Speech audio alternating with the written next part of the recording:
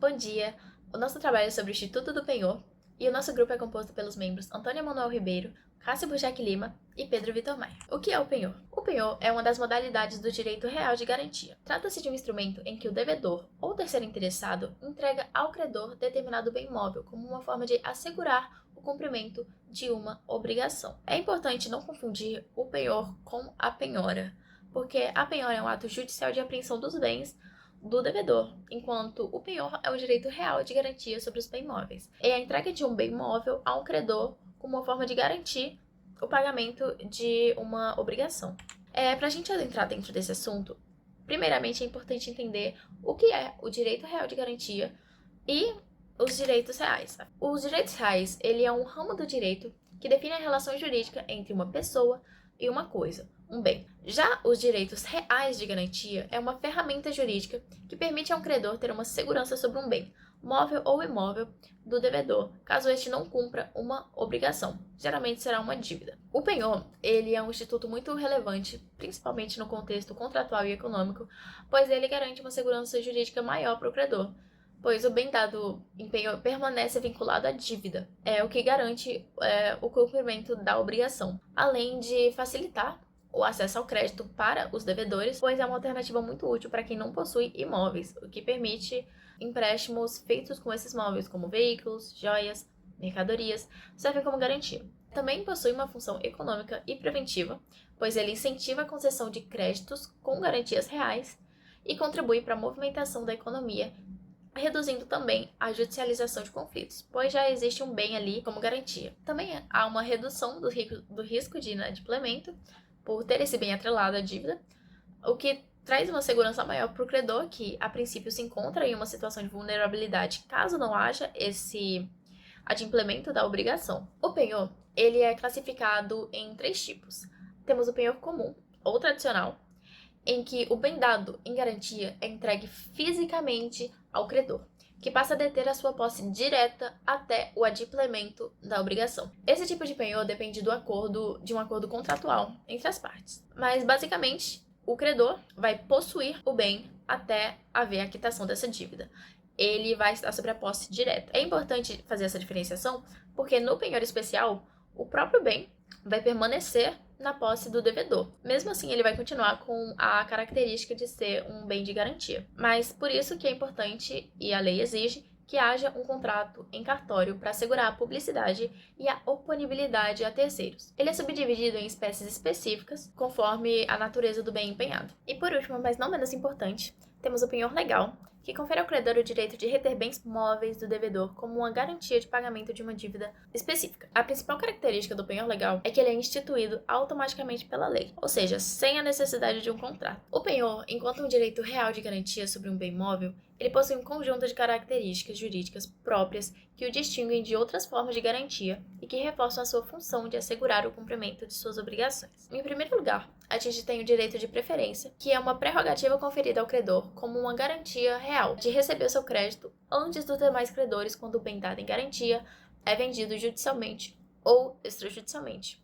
Ou seja, caso haja um concurso de credores, o credor pignoratício ele terá o direito de preferência, ou seja, ele será o primeiro a receber os valores devidos e o que sobrar é distribuído entre o resto dos credores. Todavia, existem algumas limitações sobre esse direito. Ele vai anteceder se houver créditos trabalhistas, créditos tributários ou caso haja uma fraude à execução ou má-fé. Também é importante se atentar aos prazos que o direito de preferência possui, sendo o de 180 dias caso a coisa for móvel e de 2 anos se o objeto for imóvel. Também temos a oponibilidade contra terceiros, previsto no artigo 1432, e ele garante que o credor ele possa exercer seus direitos sobre um bem empenhado, mesmo que ele tenha sido transferido a outra pessoa, ou seja, a um terceiro. O objeto está não está mais com o devedor, está uma terceira pessoa, desde que esse penhor tenha sido formalizado e registrado.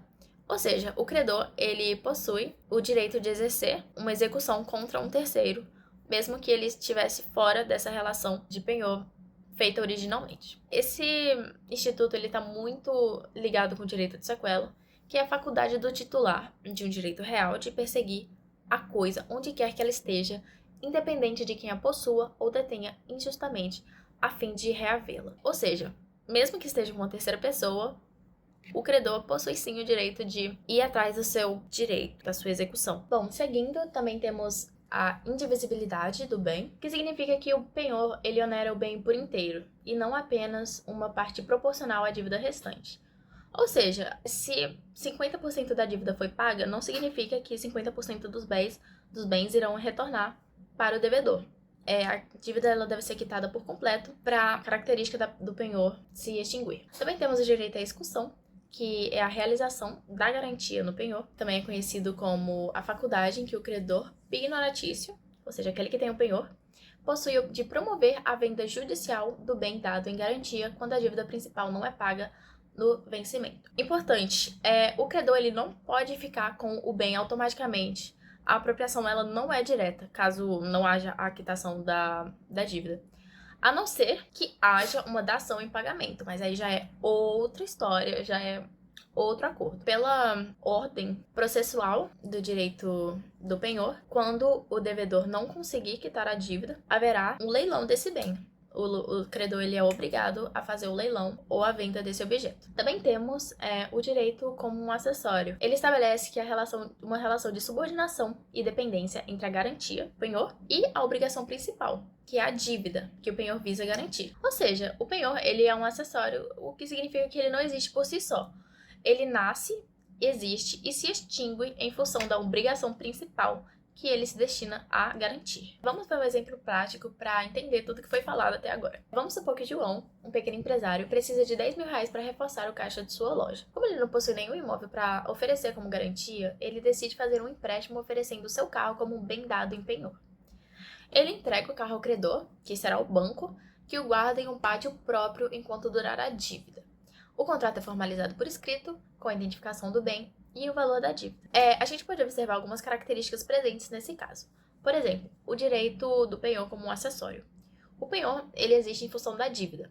Quando a dívida for extinta, por pagamento, por exemplo, o penhor também pode deixar de existir. Também temos a indivisibilidade. Caso o João pague apenas a metade da dívida, ele só vai receber o carro de volta quando ele quitar tudo. Não tem como ele receber 50% de um carro. Também temos a preferência, que caso o João falir, o banco ele vai ter preferência sobre o bem em relação a outros credores que João possa ter. A sequela, caso o carro seja transferido a outra pessoa sem quitar a dívida, o banco ainda poderá tomar o bem de volta e esteja com quem quiser. Bom, nesse caso, o banco que está com o automóvel, então ele não vai poder fazer essa transferência de posse. Porém, caso o carro estivesse com o João, esse caso seria possível. Também temos a execução. Caso João não cumprir com o pagamento, o banco tem o direito de promover a venda judicial do carro. Temos a oponibilidade. Com um penhor devidamente formalizado e registrado, a garantia do banco sobre o carro é válida e reconhecida por qualquer pessoa que possa vir tentar reaver o direito sobre o carro. O penhor, apesar de tudo, ele possui alguns desafios para a sua formulação prática do penhor comum, tanto para o devedor quanto para o credor. Para o devedor, temos uma margem de segurança do credor pela incidência de juros. Isso significa que todo penhor, o bem dado, ele terá um valor maior do que o empréstimo recebido, porque haverá a incidência de juros e então é necessário que esse bem ele possua um valor maior para conseguir acomodar essa alteração que terá entre os preços no decorrer do tempo até a quitação da dívida. Também há uma maior atração para o credor. O credor ele possui a lei ela é mais favorável ao credor. Também há o risco da perda do bem, caso aconteça algum desastre, e custos adicionais, como as taxas de avaliação do móvel e armazenamento. Para que o penhor seja juridicamente válido e produza efeitos, tanto entre as partes quanto contra os terceiros, ele precisa cumprir alguns requisitos. Esses requisitos se dividem em materiais e formais. Nos requisitos materiais, nós temos, primeiramente, que as partes precisam ser juridicamente capazes. E segundo, o bem oferecido em garantia deve ser móvel, lícito, individualizado e também alienável. E por fim, a dívida garantida deve ser líquida e certa, mesmo que seja futura ou condicional. Já nos requisitos formais, nós temos que o penhor precisa ser formalizado por escrito, seja por instrumento público ou particular. Em regra, também é exigida a entrega do bem ao credor. Isso é chamado de tradição real, exceto em alguns casos de penhores especiais. Para ter validade perante terceiros, nos casos de penhores como rural ou industrial, é necessário o registro em cartório competente. Sem esses requisitos, o penhor pode ser considerado nulo ou ineficaz, o que compromete totalmente a segurança da garantia. No penhor, tanto o credor quanto o devedor assumem obrigações bem definidas. O credor pignoratício tem os seguintes direitos. Ele pode ficar com a posse do bem, ele pode reter esse bem até que a dívida seja completamente paga, ele tem preferência no recebimento do valor, caso o bem seja vendido em juízo, e tem dever de guardar o bem com zelo, sendo responsável por qualquer perda ou dano causado por culpa. Já o devedor, ou terceiro que ofereceu o bem, tem outros deveres e garantias. Ele deve pagar a dívida no prazo acordado, ele tem direito à devolução do bem após o pagamento e pode fiscalizar o estado de conservação do bem. Se houver despesas com a conservação e isso estiver previsto, ele deve indenizar o credor.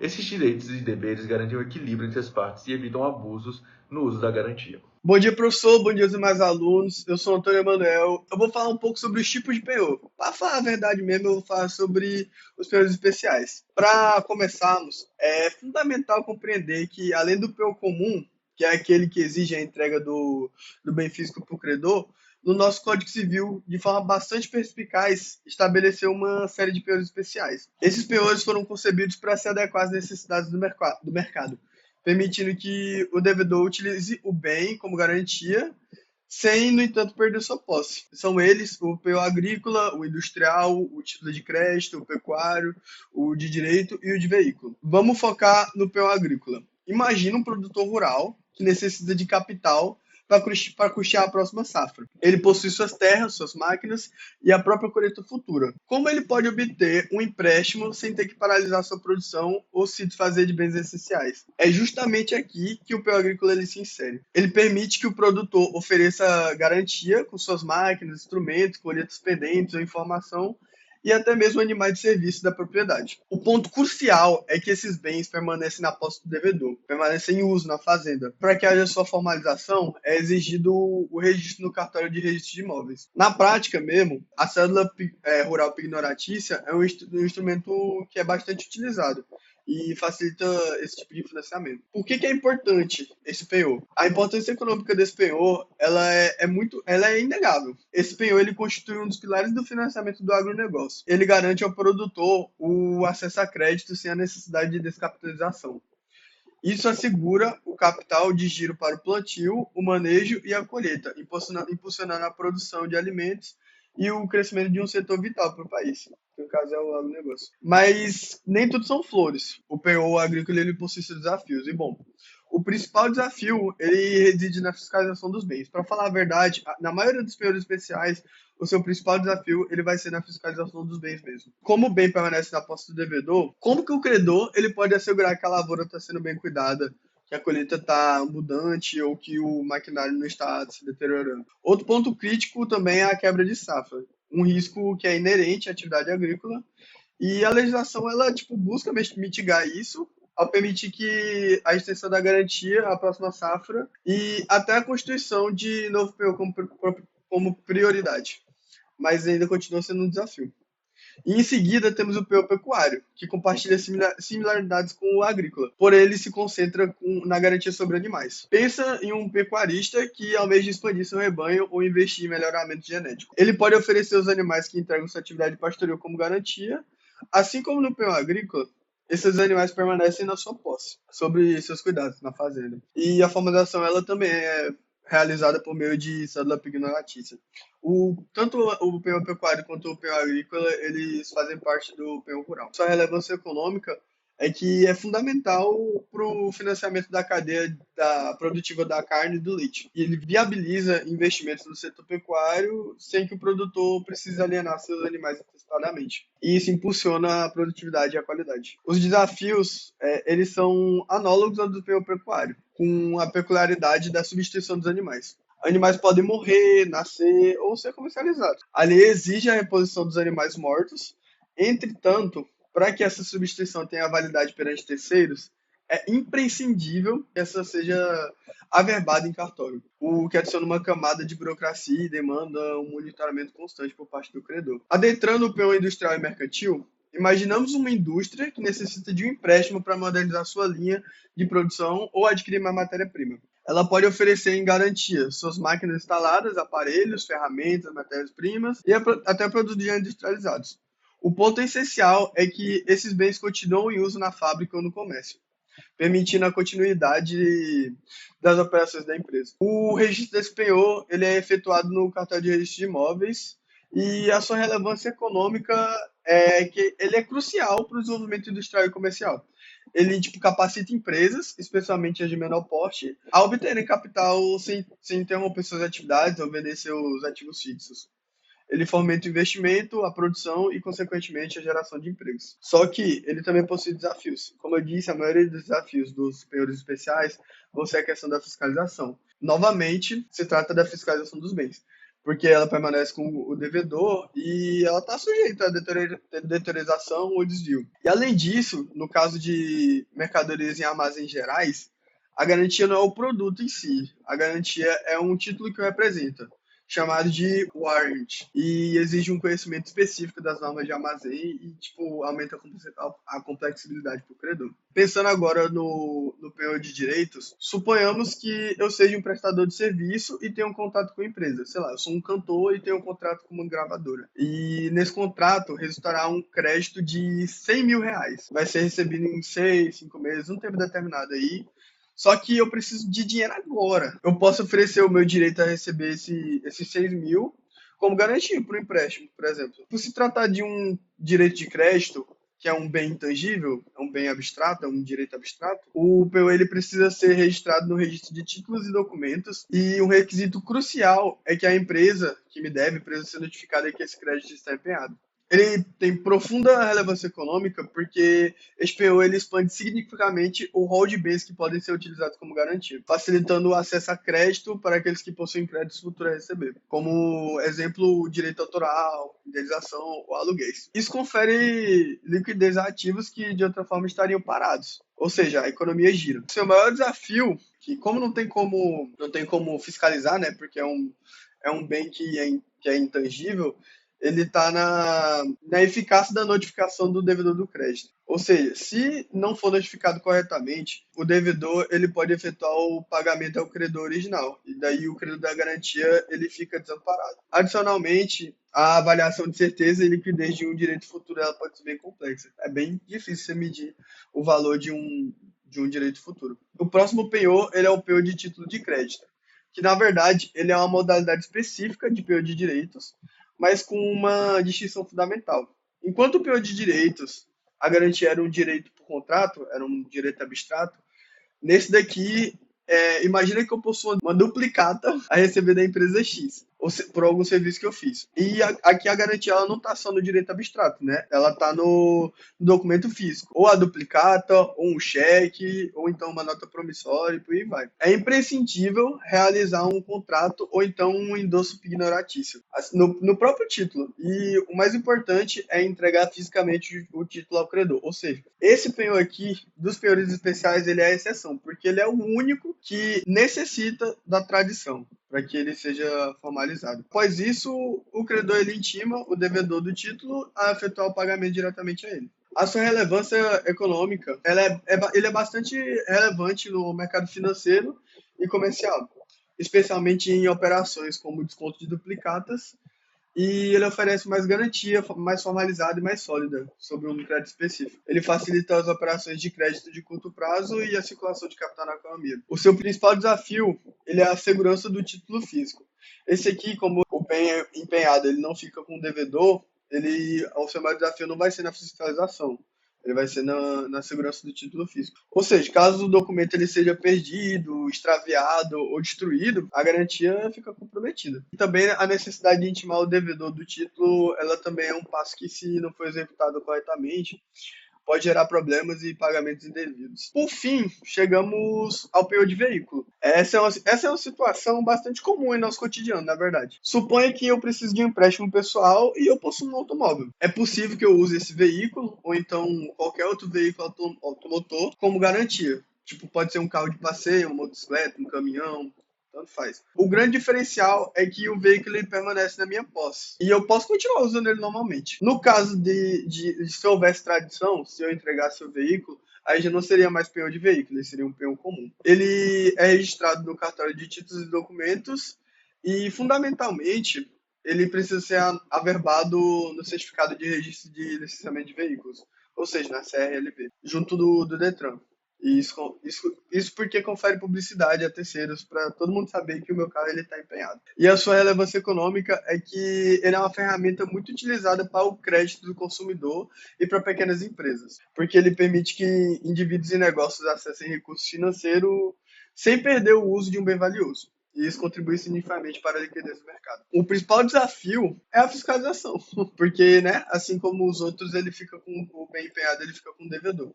Então há o risco de deteriorização, acidentes ou então de alienação indevida. Por conta disso, a lei concede ao credor o direito de verificar o veículo e, em caso de deteriorização, a dívida garantida ela pode vencer antecipadamente. Na prática, a contratação de um seguro de veículo é quase uma exigência de mercado para mitigar esses riscos. Isso não custa a operação. O penhor legal é uma forma de penhor que não depende do acordo entre as partes. Ele é imposto diretamente pela lei, com o objetivo de proteger credores que estão em posição de vulnerabilidade, como prestadores de serviço ou locadores. Ele está previsto nos artigos 1467 a 1471 do Código Civil. Em alguns casos, só pode ser exercido com autorização judicial, garantindo o contraditório e a segurança jurídica para todos os envolvidos. O primeiro exemplo de penhor legal é do hoteleiro. Ele pode reter os bens do hóspede como garantia do pagamento da hospedagem e dos serviços prestados, como lavanderia ou alimentação.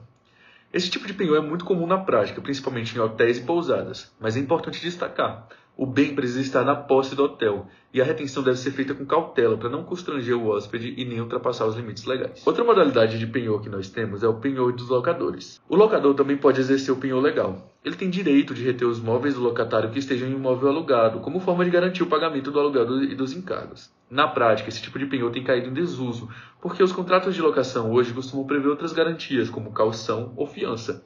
Além disso, é preciso respeitar a privacidade do locatário e verificar se os bens realmente podem ser atingidos pela garantia. Outro exemplo importante do penhor legal é dos prestadores de serviço profissionais, como mecânicos, costureiros e ourives. Outro exemplo importante do penhor legal é dos prestadores de serviço. Profissionais como mecânicos, costureiras ou ourives podem reter o bem do cliente até o pagamento total do serviço. Esse tipo de penhor é bastante comum, especialmente em oficinas mecânicas, mas ele só é válido se o bem estiver com o prestador e se o serviço já estiver concluído. O principal desafio aqui é avaliar corretamente o valor devido e evitar retenções abusivas. Em certas situações, o penhor legal não pode ser exercido automaticamente.